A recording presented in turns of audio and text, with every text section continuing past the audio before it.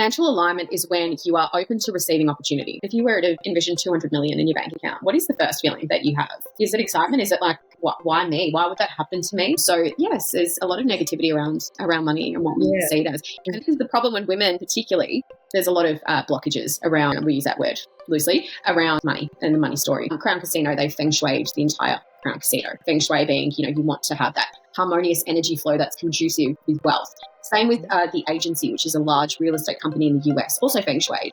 When you have two resumes, two individuals, apples and apples, both strong candidates, it really comes down to how do I forecast? How do I foresee this person fitting with the team? How do I foresee them in front of the clients? I'm different because I do psychic work with cards, but the advice and the guidance is very, very tangible. It's literally like if you were to take steps XYZ, this will be your outcome based on the energy as we read it today. There's a lot of responsibility that I hold with my words. Hi, and welcome to another episode of Career Reshape. I'm Pauline. And I'm Natasha, and today we have Danya Gamliel with us. Danya is a fifth-generation clairvoyant and intuitive healer with over a decade of experience guiding people towards financial abundance, spiritual alignment, and deep self-trust. She blends powerful psychic insight with grounded practical strategy to support clients through life's biggest transitions and energetic expansions. Her work has been sought after by high net worth CEOs, celebrities, and even royalty. So Danya, thank you for joining us today. Thanks for watching. We'll be back in 10 seconds. This is our third and final episode with our chat with Danya. If you haven't checked out episode 1 or 2 yet, please do so. The link is in the captions. And don't forget to like and follow. We talk about everything career related to help support you in your career development. Don't actually remember life before psychic sort of ability because it was so ingrained into my household. It was so ingrained into my childhood. It was something very much nurtured. So if I had grown up away from my family, would I have still had the same ability? I don't know how to answer that because my grandmother worked so much with me around dream interpretation, symbology.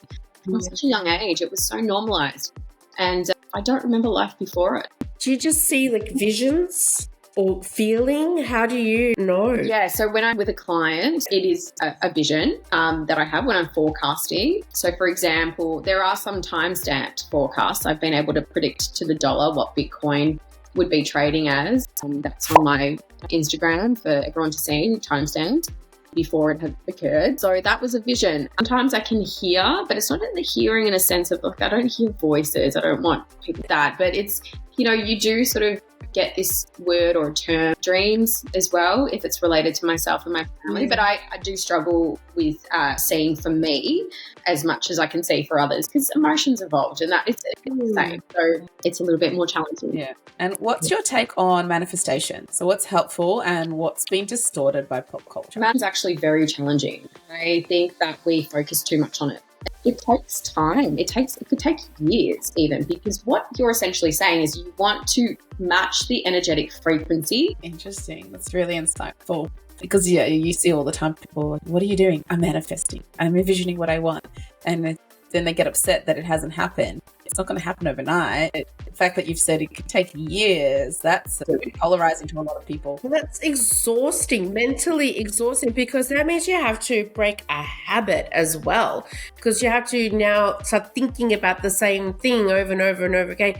But I bought this book about manifestation. I read like one chapter. It's been sitting on my bedside table for the last 4 or 5 months. But one of the things was in that first chapter, this person was saying how they were a bit skeptical. So then they decided to think of something and they asked the universe, show it to me. And like a few days later, they saw it. So I was like, you know what I'm going to do? I'm going to do the same thing. I'm going to test this out. So I asked the universe, I wanted to see a black feather. And days went by and then my husband saw this black, white, grey feather and I was like, I suppose close enough. I don't know. Anyway, months went by. I was taking my dog for a walk and I looked down. Everywhere on the floor was black feathers. Just, I don't know what happened to that bird.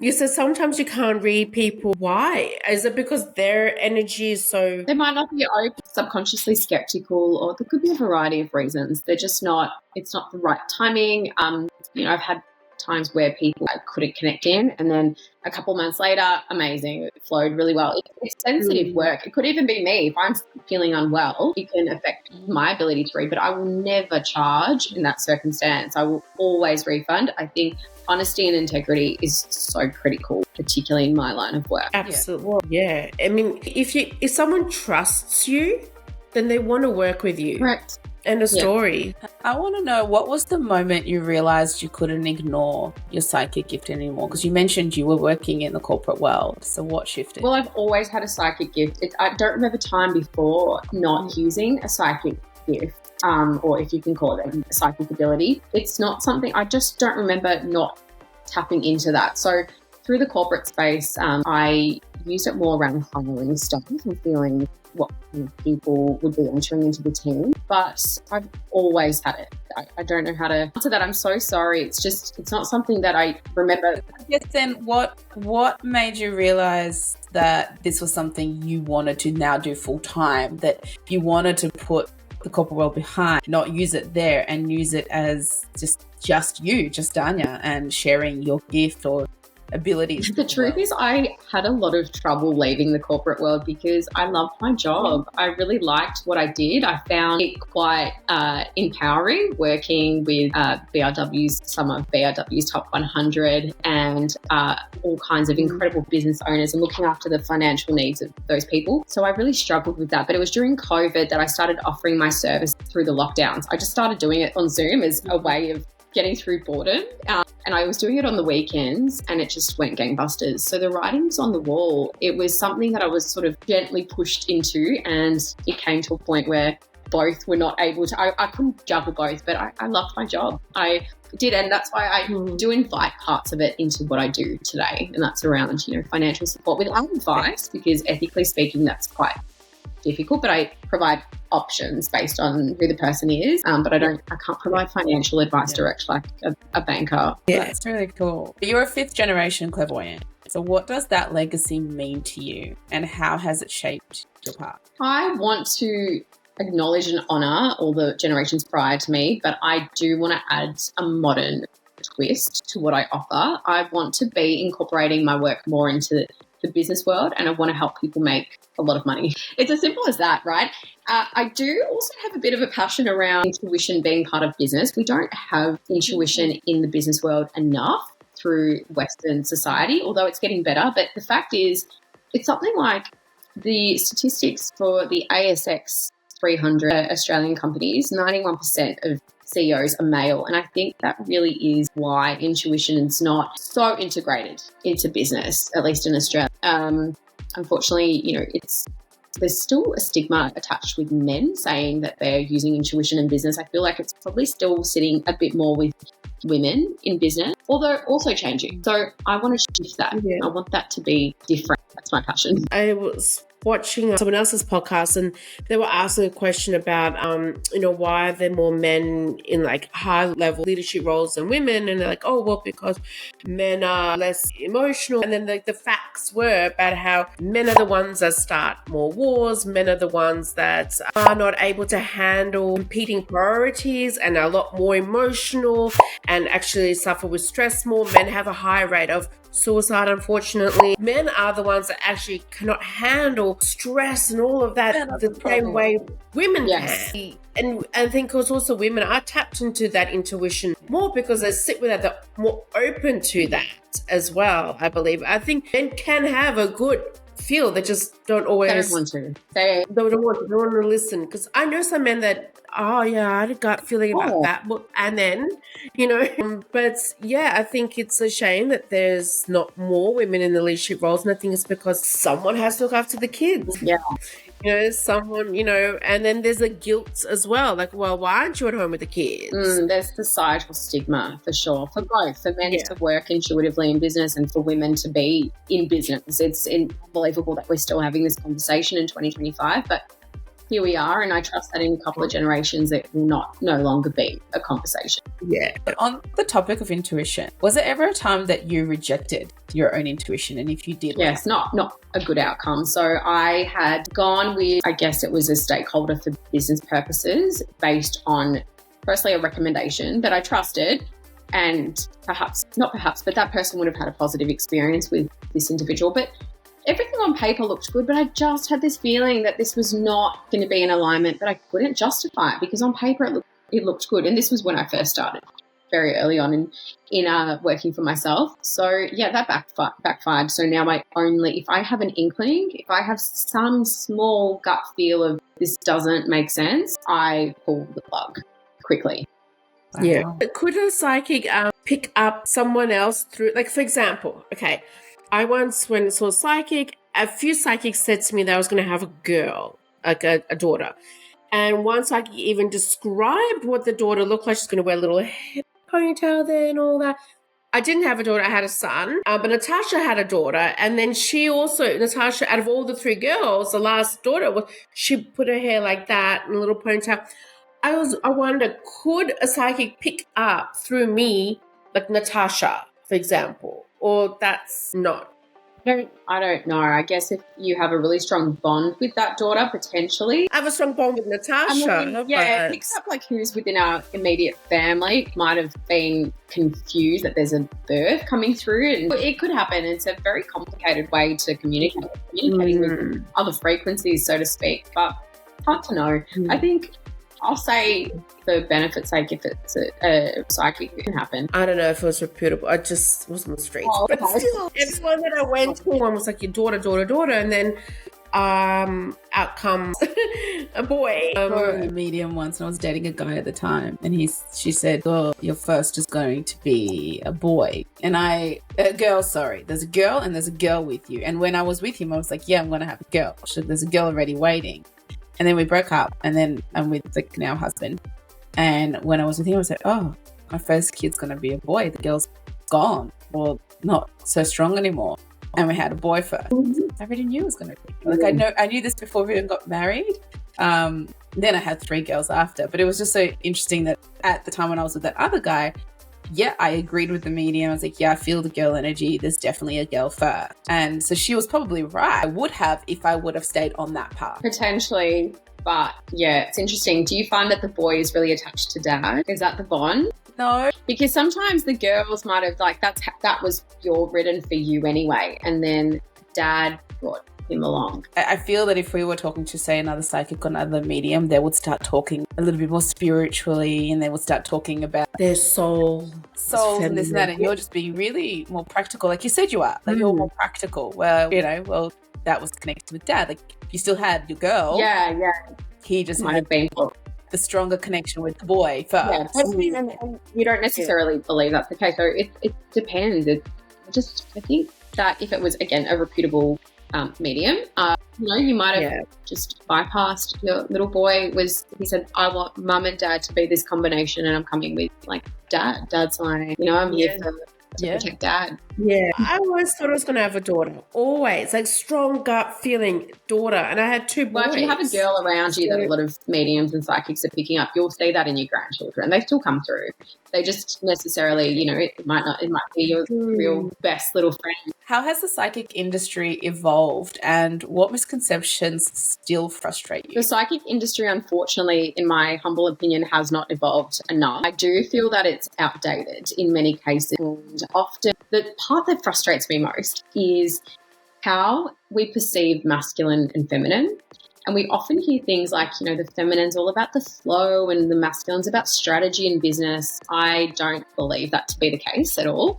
I believe there's nothing feminine or masculine about business and strategy. And if you go into business as the perceived masculine, I think it could be a very playful and fun space to be. So I actually find it really frustrating that we're labeling women to be feminine energy, to be flowy, and masculine to be the go-getter. That's, in my opinion, I actually have really strong views on it. I think it's so wrong. It keeps women out of business, and I want that to change. If we go back to the Stone Age days, were the days where, like, the hunter-gatherer, actually Natasha was telling me this, is they found tools, different tools, right? Like, oh, there's a spear, but it's for, like, the female tools. Like, oh, that was for cooking. It was found next to a female skeleton. So it looked the same as the tools found next to the male skeletons, but because it was found next to a female skeleton, they said, oh, this must have been a knife for fish, for cutting up fish, when it was the same type of arrowhead. And they've, over the years, have realized, or people now re-investigating, re-studying this, have said it looks like people at the time when they first discovered this put their own thoughts about masculine and feminine roles, and actually the women were hunters too. And they were better hunters, apparently, than the men, because they were a lot more strategic about it. The women hunted in groups and created, like Glenn said, a strategy where men would go off on their own and often die because they didn't have anyone watching their back. So this is what is now all unraveling and showing. So society has created this narrative that even back in those days, women were in the kitchen cooking and picking flowers and grapes while men were out hunting. Well, that's not the case at all. So there was strength in both male and female, and they brought different strengths, but they were just as strong and just as capable to perform similar duties. And I think Natasha and I are very lucky that we were raised by a father that didn't look at genders as a obstacle. When I was growing up, I never saw myself female as, oh, I can't do certain things in the world. That's why I was shocked. Why aren't women being paid the same? Or why aren't women in these roles? Like, I don't get it, because I was never told a woman couldn't be. So it's upsetting that there are a lot of women out there who are being told this and then believe it. Yeah, we're also shamed, I think. Like, I personally love working in the masculine space. I loved finance. I love the concept of looking at my investment portfolio with a cigar in hand. Like, that's so fun to me, right? We are shamed about that in the spiritual sense, because then I'm told that I've got a wounded feminine or beautiful relationship with my mother and grandmother. I don't have a wound. I just find it really fun. It's just, no, let's get women into strategy, into business, if that's what they want to do. And, you know, if they want to flow and do whatever, they do that. That's fine. But yeah, there's too many, I think there's too many labels that actually keep women out of business in my sector, and I'm not for it. No, I agree. I think women, like men, have a choice what they want to do and what resonates with them. And there shouldn't be shame. If you want to be at home, look after the kids, well, that's freaking hard too. That's also not an easy job. No. And that's also very commendable. It's a hard job. I used to want to go to the office because I felt like it was a break. Agreed. And then staying at home with the kids. So, yeah. But you mentioned earlier about flipping a coin to figure out your intuition on a particular thought.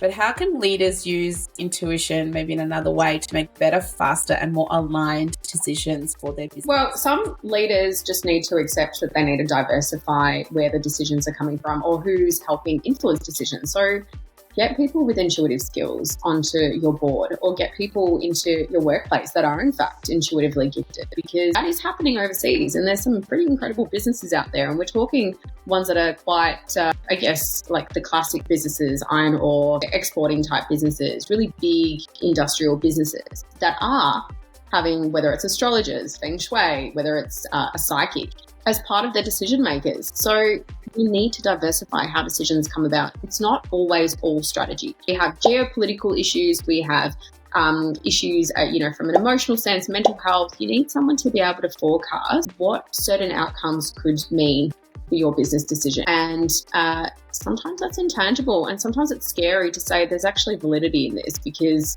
you're going into territory it's not always mainstream supported by the mainstream, but it's happening, and it's happening really well. We're globalized and we need to factor in so many complex issues. You need people that can forecast beyond just your historical data. Interesting that you've said that. I don't know why, but you've just put an image in my head, and it's kind of the old kind of the kingdoms where they always had, there was an apothecary, but they were really like, we're going into that territory with Rasputin in Russian, the Tsars, and yes, we've always. Yeah, but it was, the intuition, or they could connect to different levels. And it's exactly what you're saying. And every kingdom and every ruler had someone like that they would talk to, and that they would ask for their opinions. Yes. Because they believed that they could see beyond what an average person could see or hear or think. So it's interesting that you're saying that overseas, a lot of companies are doing that, because a company, especially a large global business, it is kind of like a kingdom. And the CEO or the director or the board of directors are the rulers. And having someone employed that can give them a different view, you're right, it is actually very clever. It's a good tactic. I like this. I think so. What's one energetic shift that unlocks creative or business breakthroughs in your clients? Oh, this is something that not a lot of people are open to trying, but I find the most creative people are children. And sometimes all it takes is to get back into the playful energy and feel really ridiculous. And for some reason, you get rid of all that noise of like what things are meant to be, how it's supposed to be, what's the right thing to do, what's the conservative thing to do. You get into this playful energy and creativity awakens. And that could actually be as silly as, you know what, if you're having a lot of blockages mentally around like new campaigns or next stages or what to do next, go on a roller coaster. Like literally go through the pain. Go with your child so you don't feel ridiculous if you have one, and don't get a group of friends. But honestly, a lot of really successful CEOs and founders take this approach. They go and do something really silly and ridiculous. They do that a lot through team building as well. It's that loosening of energy, shake things up. People actually births creativity in that space. That's fun. I like that. Absolutely. Natasha, do you remember the last time you and I had fun like that? Yes. It was years ago. We went on the water inflatable. It was the first time I felt like a kid since I was a kid. We have to go. We have to have fun. Yep. Yeah. What boundaries or rituals help you stay energetically protected while serving at this level? Yes, definitely. So this is all about intention. So if you put out the intention that I don't want something to impact me, then energetically speaking, you're saying don't, and you put the barrier. So it can be something as simple as doing this little movement where you literally put your arms into prayer position, take it up to your third eye, and then imagine a gold circle around you before you go into a challenging circumstance. That might be an interview, or it might be just dealing with someone who's complex, or, a challenging, conflicting situation. Put a protection barrier around you. And I do that with a lot of my CEO clients. They use that. They feel strength going. It's something that you do just for your own confidence, even if you have a skeptical view. Even though, as I mentioned, I don't work with skeptics, but if you do, tension behind things coming through to me. I love that. What do you wish more healers or intuitive practitioners understood about running a spiritually aligned business? This is very controversial, but if I was to say, probably more on the flip side, if you are going to see a spiritual person, healer, or someone who's forecasting in any way, don't go to someone who you don't feel inspired by. So that means, if that person's talking to you about manifestation and they live in their mum's basement and, they don't have anything in terms of assets or wealth, I don't understand how these people are guiding others. Absolutely, I'm not in anywhere near billionaire status. It is a work in progress. I don't actually, not to shame billionaires, I don't have any aspiration to get to billionaire status necessarily. Nothing wrong with that. A lot of admiration for those that have achieved such wealth. But, I've got assets. I've got my relationship, my children, my own business. I've worked in corporate. You have to look at if that person actually aligns with what it is that you want to achieve. So my thing for spiritual healers, don't try to sell something that you yourself have not been able to embody, because it's ethical. Yeah. So, yes, very important. Yeah. It's not the if you can't do teach scenario, but it's about, if you're going to ask someone for career advice and ask someone who has had success in their career to have advice, you don't go to the person who's unemployed and hasn't had a job in 20 years. Unfortunately, there's a lot of problems with this. Yeah. If every school or boardroom taught one concept about intuition, which one would you choose? Intuition is a concept in itself. So I would say to trust if something says stop. And that's the most important one, I think. Trust if something says don't do it, then don't. But this should teach kids that, to listen to their own intuition. It might protect them from, and that's what my son went to camp today. And that is what I literally told him. I said, think with your head, but also think with your heart. If it doesn't feel right and you don't want to go on that big swing, then don't go. Just because everyone else is going on it. So listen to what your gut tells you to do. If someone listening only remembers one thing about working with you, or working with psychics? What should it be? The psychic should not be about doom and gloom. Yes, you can go to someone who has this type of ability similar to myself and request for things that you don't want around you removed.